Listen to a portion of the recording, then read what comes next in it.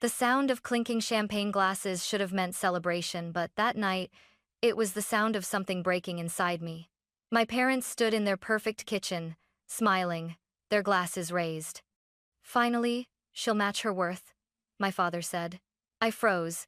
Upstairs, my 6-year-old daughter Lily was asleep, still wearing her unicorn pajamas. "She's just a child," I cried. "You could have told me. I wouldn't have brought her." My mother's laughter was sharp, cruel. What fun would that be? I wanted everyone to know only my real grandchild matters. I ran, my heart pounding, and when I reached Lily's room, I saw blood on her pillow. Her tiny face was swollen, unrecognizable.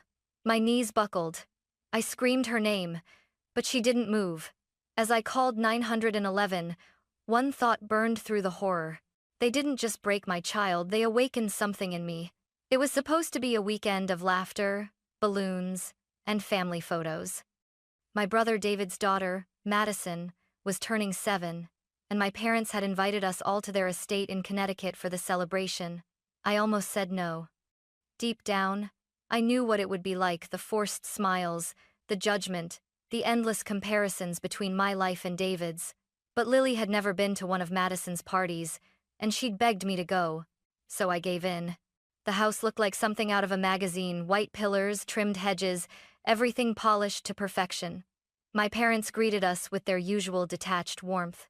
"Emily," my father said, giving me a brief hug that felt more like an obligation. "Still working at the library?" "Yes," I said softly. He exchanged a glance with my mother, the kind that said you could have done better. My mother crouched slightly, pretending affection toward Lily. "Oh, look at you," she said in that sing-song tone she used when she wanted to sound nice. "You've grown thinner." "She's healthy, Mom," I replied, forcing a smile. "She's fine." Her eyes flicked over Lily's yellow dress, the one with unicorn prints. "You let her wear that to a party?" The old shame rose in me, the same shame I'd carried since childhood: never polished enough, never perfect enough for Patricia Miller's standards. I brushed it off, focusing on Lily, who was looking around curiously, clutching her stuffed rabbit. "Grandma's house is so big," she whispered. "Yeah, sweetheart," I said. "But don't run too far, okay?" Inside, David and his wife, Karen, were already arranging the cake table. Madison ran up, squealing, her pink dress sparkling under the chandelier. "Hi, Aunt Emily," she chirped before turning to Lily. "You can sit by me later, but don't touch the cake before the pictures." Lily nodded politely, shy as always. After the long drive, she began rubbing her eyes. "Mommy, I'm sleepy." "You can nap upstairs, honey," I said, leading her to the guest room, the same room I'd stayed in as a girl, with its lace curtains and smell of lemon polish. I tucked her in, kissed her forehead, and whispered, "Rest for a bit. The party will start soon." When I came back downstairs, my parents were in the kitchen, pouring champagne. The air felt off, too quiet, too rehearsed. Then came the sound, the crisp clink of glass against glass. My father's voice followed, calm and satisfied. "Finally, she'll match her worth." For a moment, I thought I'd misheard. Then my mother laughed, a sharp, delighted sound that made my skin crawl. "What do you mean?" I asked, stepping closer. They didn't answer. They just smiled. That's when something in my chest tightened, a mother's instinct, loud and undeniable. I didn't wait for permission. I turned and ran upstairs. I took the stairs 2 at a time, my heart pounding so hard it drowned out every sound in the house. The door to the guest room was closed. My fingers trembled as I turned the knob. "Lily," my voice cracked. "Sweetheart, it's Mommy." She didn't answer. The curtains were half drawn, sunlight spilling across the bed. For a split second, everything looked normal: her unicorn pajamas, her stuffed rabbit under one arm. But when I stepped closer, the light shifted, and I saw it. Blood. It was on the pillow, smeared across her cheek, and pooling near her nose. Her tiny face, so perfect, so delicate, was swollen beyond recognition. Both eyes were nearly shut, her lips split open, purple bruises blooming across her forehead and jaw. "Lily!" I screamed, dropping to my knees. "Oh God, Lily, wake up!" Her body was limp, No response. I could barely feel her shallow breaths. I grabbed my phone with shaking hands and dialed 911, the numbers blurring through tears. 911. What's your emergency? My daughter, she's bleeding. She's not waking up. Please, hurry. Is she breathing? Yes, but barely. Please, just send someone. I scooped her into my arms, ignoring the blood soaking through my blouse. As I stumbled downstairs, my parents appeared in the hallway, startled but not horrified like they'd been caught in the middle of something they didn't regret. What happened? My brother David shouted from the doorway, his wife Karen behind him, holding Madison's hand. They did this, I screamed, pointing at my parents, my voice raw. They hurt her while she was sleeping. That's absurd, my father said, but his voice wavered. You must have left a window open. She probably fell. Fell, I shouted. Her face is destroyed. Karen already had her phone out, dialing 911 again, confirming the ambulance was on its way. Madison started crying, clutching her mother's leg. My mother actually sighed, and said in that icy tone I'd known my whole life, "You always make such a scene, Emily." I turned to her, trembling with rage. She's 6 years old. 6! You could have told me if you didn't want her here. What fun would that be? She sneered. I wanted everyone to see that only my real grandchild matters. She gestured toward Madison. That little girl you had with that failure of an ex-husband, she's nothing but a mistake. Something inside me snapped. I lunged at her, every instinct screaming to make her feel the pain she'd caused. But David caught me by the shoulders, pulling me back just as the sound of sirens filled the air outside. Through the window, red and blue lights flashed across the marble floor. That was the last time my parents' house ever felt like a home, and the first moment I realized I wasn't their daughter anymore. I was their enemy. The ambulance doors slammed shut, sealing us inside a blur of sirens, cold metal, and panic. I held Lily's tiny hand as paramedics worked over her, their voices a flurry of codes and urgency. BP dropping, she's losing oxygen. Prepare airway, she's got swelling in the face. I sat frozen, staring at my child's broken face, unable to comprehend how anyone my parents could have done this. The medic touched my shoulder gently. Ma'am, we're doing everything we can. Just keep talking to her. She can still hear you. Mommy's here, baby, I whispered, brushing her hair back. You're so brave. Just stay with me. The world outside was a tunnel of flashing lights and screaming wheels. When we reached the hospital, they rushed her through the double doors. I tried to follow, but a nurse blocked me. Please, let us work. You can't be in here. I'm her mother, I screamed. We know. We'll come get you as soon as we can. I stood there, covered in Lily's blood, my arms empty, my soul hollow. Then a calm voice beside me. Emily Cooper? I turned to see a woman in uniform, Officer Rachel Martinez. Her expression was steady, professional, but her eyes were soft. I need to ask you some questions, she said. Tell me what happened tonight. I told her everything. The champagne, the words, the laughter, the look on my parents' faces. My voice shook, but I didn't stop. Rachel scribbled in her notebook. You're saying your parents assaulted your child? Yes. They admitted it, in their own way. My father said she'd finally match her worth. My mother said she wanted everyone to know only her real grandchild mattered. Rachel's pen froze mid-sentence. Did anyone else hear that? My brother and his wife. They were there when she said it again. Okay. She nodded. We'll get statements from them.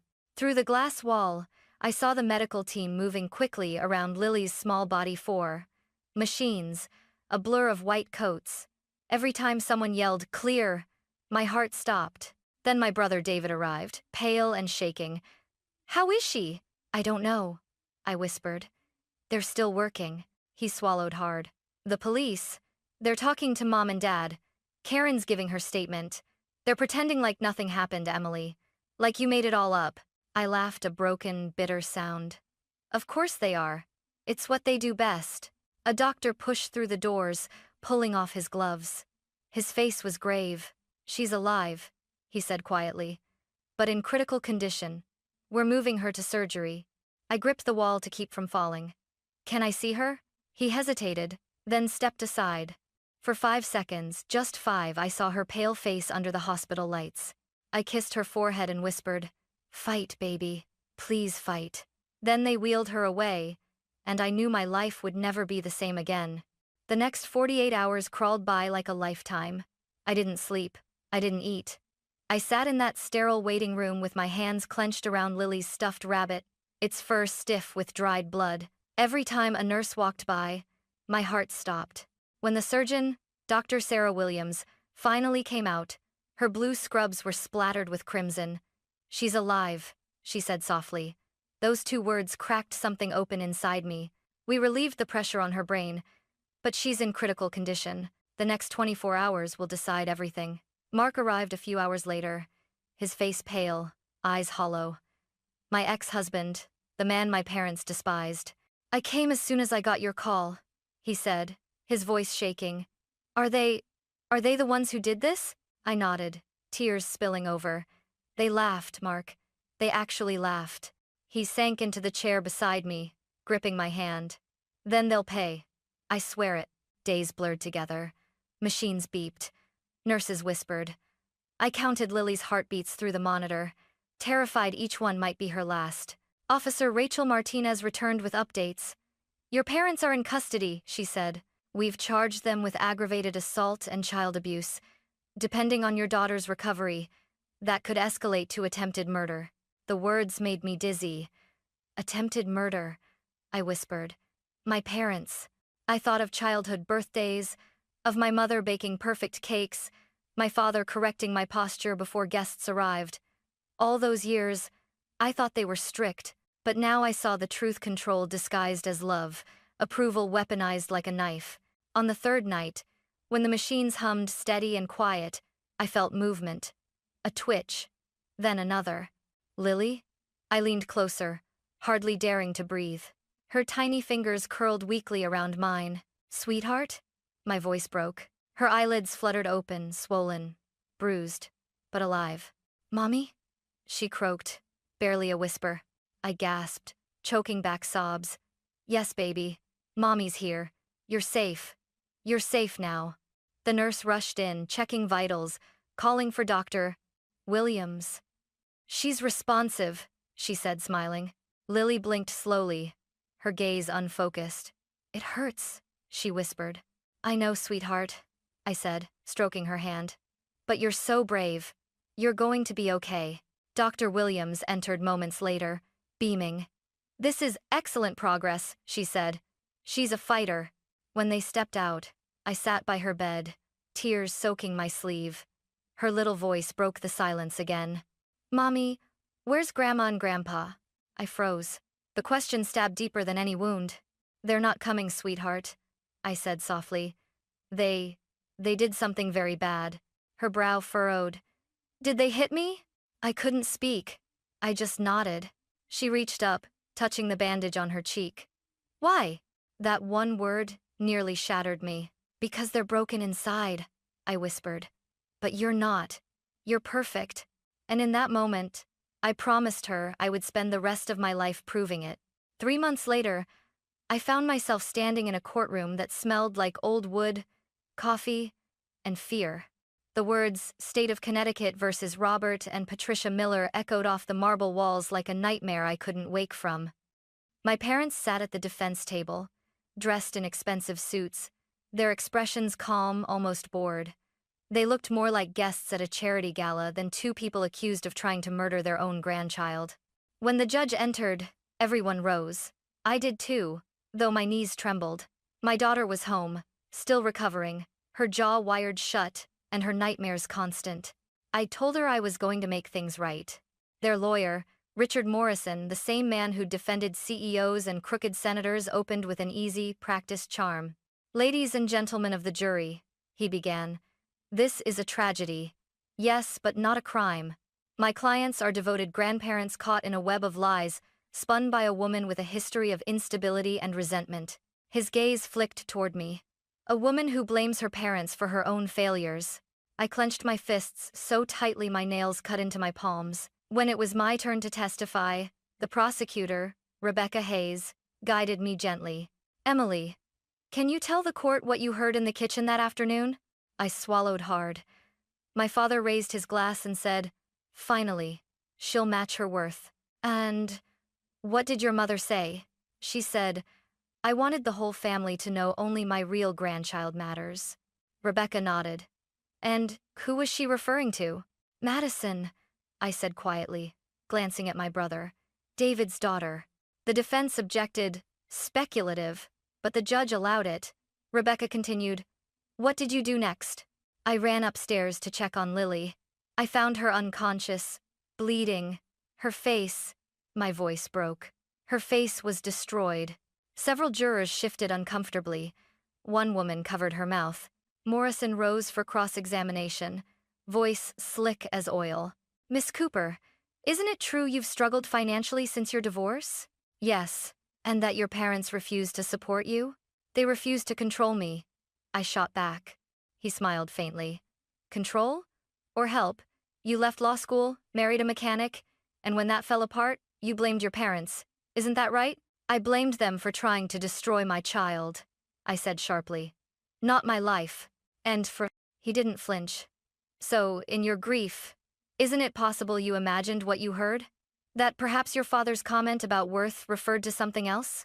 "No," I said, voice steady now. "They meant exactly what I heard." Rebecca objected to his tone. The judge sustained. But the damage had been done. Morrison's words hung heavy, his intent clear, to make me seem unhinged. Then Rebecca called Dr. Sarah Williams to the stand. "These injuries," she said, pointing to enlarged photographs projected behind her, "were caused by multiple blunt impacts, not a fall, not an accident. The victim was struck at least 6 times, likely while unconscious." Gasps rippled through the courtroom. I couldn't breathe looking at those pictures, my baby's swollen, purple face under sterile lights. David testified next. His hands shook as he spoke. "I heard my mother say, 'Only my grandchild matters.' She wasn't hysterical. She was proud." Karen confirmed his words. "She said it twice." She laughed. For the first time, my mother's perfect composure cracked. She leaned toward my father, whispering something frantic. He didn't look at her. The defense brought up character witnesses, neighbors, friends, even members of their church, all praising the Millers as pillars of the community. None of them mentioned Lily. Most didn't even know she existed. Then my father himself took the stand. His performance was flawless. He spoke softly, voice trembling just enough. "We were horrified by what happened to our granddaughter," he said. "But Emily has always been dramatic. She misinterprets everything. My wife was in shock that day. I never said anything cruel about Lily." He turned to the jury, eyes glistening. "We love our family, all of them." Rebecca's cross-examination sliced through his performance. "Mr. Miller, when police arrived, you told them, and I quote, 'There's no proof we did anything. Hearsay. A hysterical mother imagining things.'" "That's correct. Why would you assume your daughter was accusing you, if you were innocent?" He hesitated. "Because she's done it before." "Accused you of violence?" He shifted uncomfortably. "Of being unfair?" Rebecca stepped closer, her voice steady. "Unfair? Or abusive?" His jaw tightened. "We were strict, that's all." Then she asked the question that shattered everything. "Did you tell your daughter, moments before she found her child beaten, finally, she'll match her worth?" The courtroom went silent. My father's lawyer whispered, "Don't answer." But Robert Miller looked straight at me and smirked. "I said it," he admitted. "But it was sarcasm. You people twist everything." Gasps. A murmur spread across the room. Even the judge looked stunned. Rebecca seized the moment. "Ladies and gentlemen, that wasn't sarcasm. That was confession." My father's smirk vanished as the courtroom erupted in whispers. For the first time since that horrible night, I felt a flicker of something that wasn't fear, it was power. When I left the stand, my legs were shaking, but my heart was steady. I had faced them. I had spoken every truth they'd spent a lifetime burying. And as I passed my mother, she whispered something that sent chills down my spine. "You'll regret this, Emily." And I leaned closer, meeting her dead eyes. "No, Mom," I said quietly. "You will."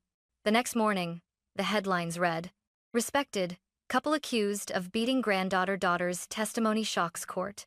The world finally saw them for what they really were, not loving grandparents, not community icons, but monsters in designer suits. The verdict came on a Thursday afternoon. I hadn't slept in 2 nights. My stomach churned every time I imagined the jury's faces, their whispered deliberations behind those closed doors. When the bailiff finally said, "All rise," my knees almost gave out. My parents were let in, wrists cuffed, still wearing the same expressions they'd worn their entire lives, cold, composed, superior. Even in chains, they looked like they thought they'd win. The judge glanced at the foreman. "Has the jury reached a verdict?" "Yes, Your Honor." My heart hammered as the foreman stood, a sheet of paper trembling in his hands. In the case of the state of Connecticut versus Robert and Patricia Miller, on the count of attempted murder, we find the defendants guilty. On the count of aggravated assault, guilty. On the count of child abuse, guilty. The room exploded, gasps, muffled cries, camera shutters clicking. I felt everything and nothing at once. Tears burned behind my eyes, but I couldn't move. My mother let out a piercing scream, lunging toward the bench before officers restrained her. My father sat rigid, staring straight ahead, his face pale and unreadable. For the first time, the mask had cracked beneath it was nothing but emptiness. The judge's voice cut through the chaos. "This court finds your actions not only criminal, but morally reprehensible. You betrayed the most sacred trust, the safety of a child. Your cruelty was deliberate, calculated, and beyond comprehension." She turned to me. "Mrs. Cooper, your courage ensured justice was served today." That was when my legs gave out. Rebecca caught me before I hit the floor. "It's over," she whispered. "You did it." But it didn't feel over. As they read the sentences, 25 years for Robert Miller, 20 for Patricia Miller, I looked at them one last time. My mother was sobbing, still screaming that she didn't mean it. My father simply muttered, "This family was weak before you ruined it." The bailiffs led them away, their chains clinking in rhythm. The same metallic sound echoed faintly in my memory, the sound of their champagne glasses that night. The sound that started it all. Reporters swarmed outside the courthouse, their microphones thrust forward like weapons. "Emily, do you have a statement? Do you forgive your parents?" I didn't answer. I couldn't. Forgiveness wasn't even in the same universe as what they'd done. Mark was waiting near the steps, his eyes glassy. "You did it," he said softly. "They'll never hurt her again." I looked up at the gray sky, the clouds swirling like smoke. "Yeah," I whispered, "but justice doesn't heal a child's face." He nodded, pulling me into a hug. For the first time in months, I let myself cry, not the sharp, choking sobs of grief, but the deep, shaking kind that come when the war is finally over. That night, I sat by Lily's bed, watching her sleep. The bruises had faded to pale yellow, and her breathing was steady. Her hand curled loosely around her stuffed rabbit. I whispered, "It's done, baby. They can't hurt you anymore." She stirred in her sleep, mumbling, "Mommy?" "I'm here," I said. "Always." The next morning, sunlight filled her room for the first time since the attack. I stood there quietly, realizing something that hurt and healed at once. Justice had been served. But peace? Peace would take longer. And maybe that was okay, because now, for the first time, we had time. The months that followed the verdict felt like stepping through the ruins of a war I hadn't realized was still burning.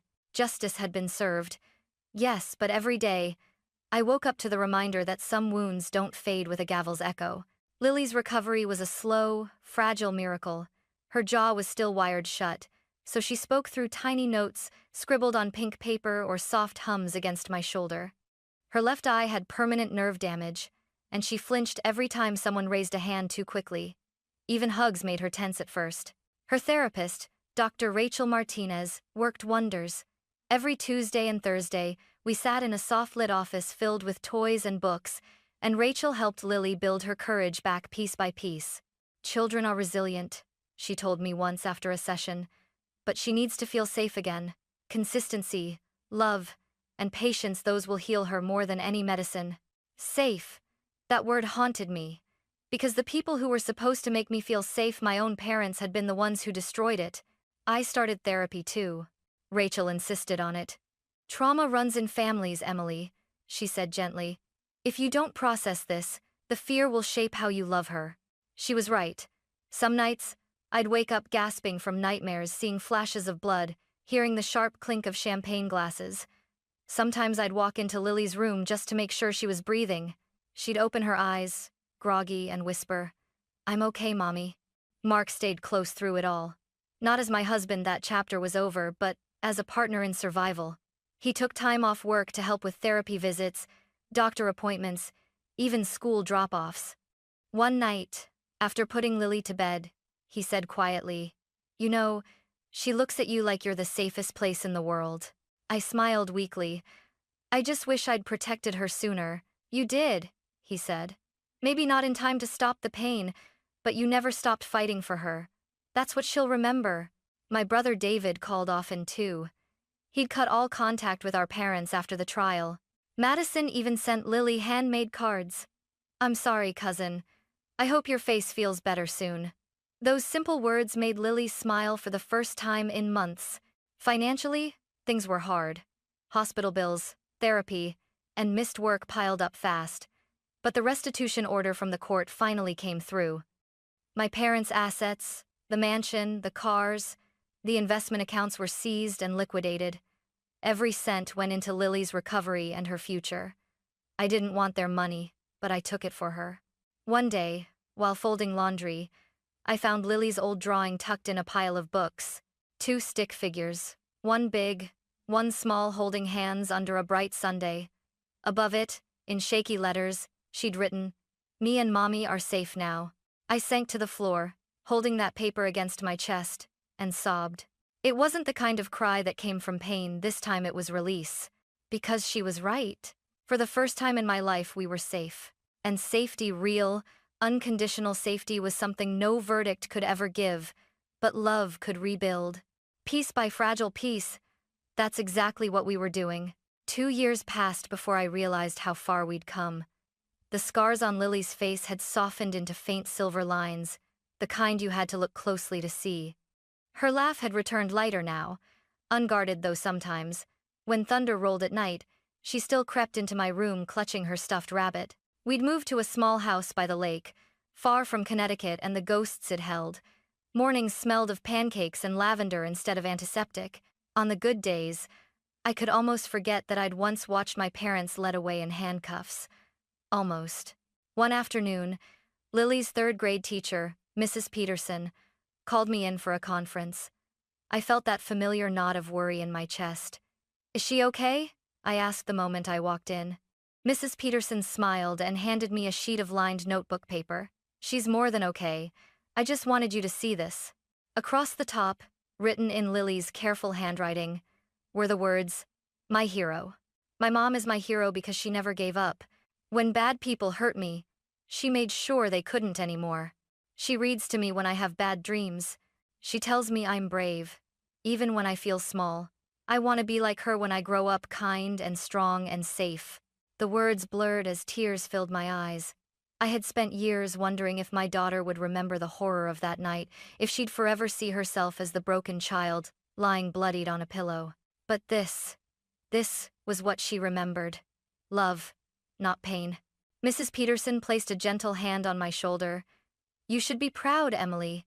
She's one of the kindest kids I've ever taught. Whatever you're doing, keep doing it." Driving home, the world felt different, softer, somehow. I parked by the lake, stepped out, and let the wind brush across my face. The sunlight danced over the water, bright and forgiving. At home, Lily was on the porch painting, her tongue poking out in concentration. "Mommy, look," she said, holding up her picture, 2 stick figures again, but this time with hearts above them. "It's us." I knelt beside her. "It's beautiful, sweetheart." "Do you think Grandma and Grandpa are still mad?" she asked suddenly. I hesitated, choosing my words carefully. "I don't know, baby, but that's not something we have to carry anymore." She nodded, thoughtful, then smiled. "Good, because I like it better when we're happy." That night, after she fell asleep, I sat by her bed and watched her breathe steady, peaceful.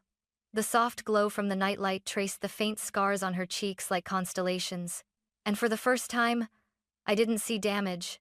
I saw survival. My parents had once said Lily should match her worth. They tried to measure her value in cruelty and control, but she had already proven what they never understood. Worth isn't something given by others, it's something you fight for, something you build from the ashes they leave behind. I kissed her forehead and whispered, "You're my hero too, Lily." Outside, the night was quiet. No sirens, no screams, no broken glass. Just the sound of water lapping gently against the shore, the sound of peace we'd fought so hard to earn. And for the first time in years, I believed it. We weren't victims anymore. We were free.